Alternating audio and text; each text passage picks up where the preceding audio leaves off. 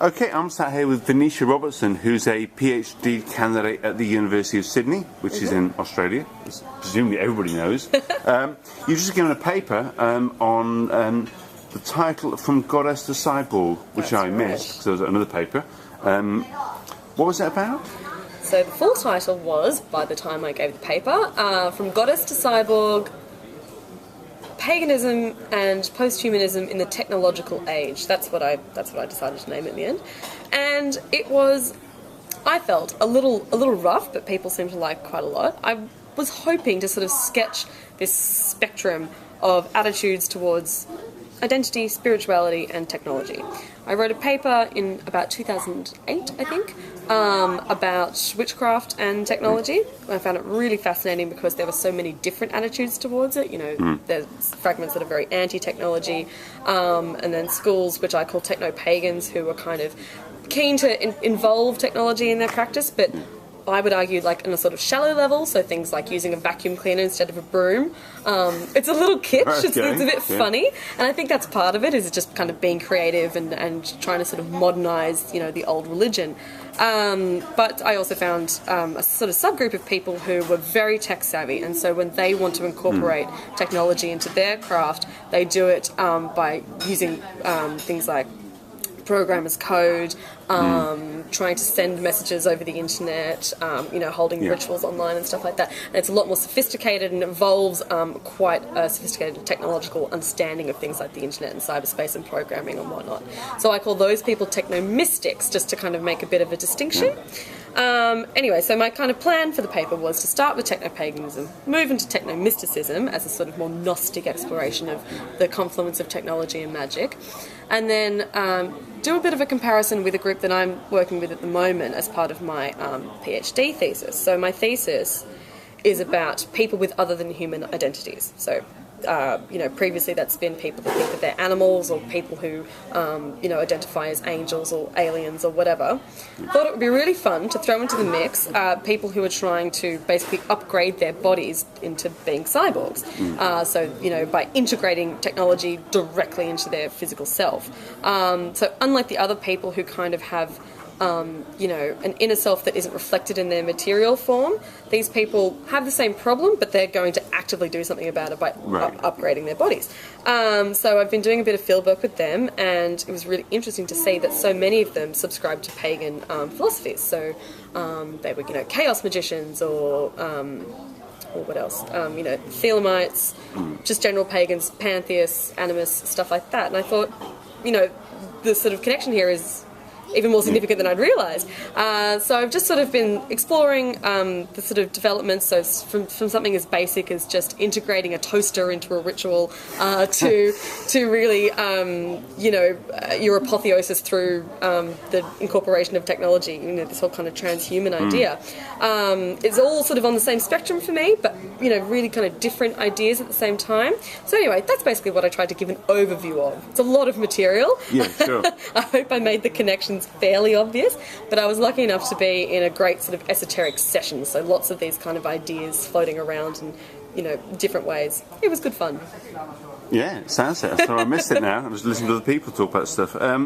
We hear a lot about that term transhumanism and the transhuman. Now, and it always confused me, so I'm never quite sure what it is, in the sense of what it physically is. I can see how people mentally believe they're going beyond some notion of the human, from kind of Nietzsche onwards, you know, talking about what have you done to make yourself bridge something different that's not... Your Ubermensch. Quite. But in this physical sense, I'm not quite sure whether it's just merely kind of crude things, like trying to make your body have things like memory sticks and stuffed under your skin, or tattoos that kind of replicate bits of code, or you know, trying to insert a Raspberry Pi under your skin. For later, for snacks. Yeah, whether or not, whether there's something more subtle to it than that. Yeah, I mean, it's such a varied movement, and that's exactly what I spoke about in my paper, actually. So when I talked about cyborg, I wasn't just talking about it metaphorically or rhetorically. I meant physically. These are people who, they're called biohackers or grinders, who are really interested in what's called wetware, so this idea of, you know, integrating software into your body. And they do things like, you know, magnetic fingertips and stuff like that. A lot of those surgeries are illegal. You know, they're very experimental, they're not necessarily very safe. And also, but they're also sort of minor. You know, you can't do that much with a magnetic fingertip. It kind of sounds to me a bit like the idea is very much ahead of the capability. They would love it if they lived in a kind of Rudy Rucker novel where they could do things like have bodies that were, you know, really transhuman, really cyborgified. I'm not sure what the word would be. But they kind of can't. And to make your fingertip magnetic and it not work that well seems. I'm not sure this is an academic term. It seems a bit kind of crappy. Yeah, I completely agree. You know, the philosophy is way ahead of the idea. And but having said that, that kind of grinding thing, you know, it's really cyberpunk. It's really kind of underground and it's dirty on purpose. And of course, at the other end of the spectrum are people who want to really kind of limit even having to use their bodies at all. So they're trying to go without sleep, go without food. You know, this whole kind of Ray Kurzweil's sort of singularity idea. And that kind of transhumanism has a much more kind of sleek aesthetic, doesn't it? It's sort of like... Yeah, it also isn't entirely distinct from kind of a lot of ideas that no doubt it draws on in, say, Hindu yoga. You know, pranayama, restraint of breath. The idea that if you develop yourself sufficiently, you don't need to breathe. You don't need to rely on the body. You don't need to eat or drink. So those kind of claims have a precedent. Or they come out of a tradition that presumably these people make some kind of reference to. Well, you know, I've not seen it, but I haven't been looking into it for that long, so I'd be really interested to see it. Something that came up in the discussion after the paper that I'd never thought of before. Someone was talking about how this whole idea of doing away with the body and uploading consciousness and whatever, you know, kind of sounded like we were going to have a kind of hive mind situation. You know, lose our identity and all that kind of stuff, and that might be ideal. That was what it was all about, getting rid of identity because it's so problematic. And that made me think that it would seem very Buddhist to me. This idea of kind of killing the self and getting rid of the ego and, you know, nothingness being ideal. And I sort of pitched that to the person. I said, oh, that sounds really Buddhist to me. And they thought that was surprising. But the thing is, it doesn't sound very pagan, and I'm really interested in the kind of occult paradigms that are at work here.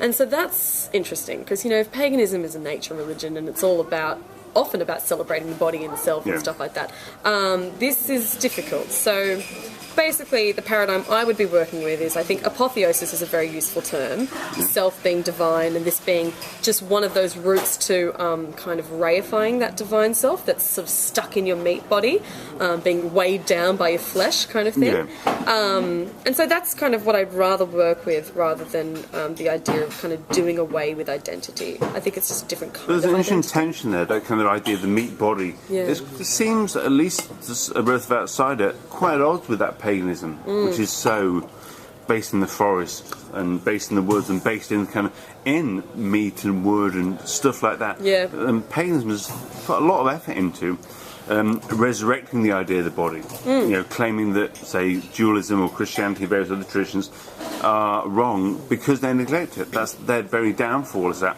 and so they want to glorify the body. So to then seem to want to transform in that, maybe that transformation is a kind of glorification, or... Yeah, it's really interesting the way that they fit that in, because it seems like a contradiction at first. And, you know, this is why I like to put it on a spectrum, because when you start with the sort of techno-paganism thing, so which is being comfortable with technology but still very nature-based, interestingly, so many of the sources for that kind of a discourse come from Wiccans, and they come from women. And, you know, I said in my paper that it's not even so much urban enchantment, it's domestic enchantment. It's vacuum cleaners and your keyboard and stuff. It's not really that deep, and it's not really that mind-blowing. However, when you start moving into the really techie side of things, unsurprisingly, it's a much more male-dominated field, but also the kind of witchcraft is not Wicca anymore. We're talking chaos magic, and they've always been very experimental, but also had a slightly different attitude to the body. Do you know what I mean? It's, you know, without going into too many specifics, a kind of idea that it's hard to explain, but that it's a conduit for magic, but at the same time you can be very rough with your body. You know, a lot of those kind of, you know, Peter Carroll rituals and stuff involve being, you know, a kind of almost mortification of the flesh. So I guess that's already a step towards that kind of, I don't like the phrase, transhuman.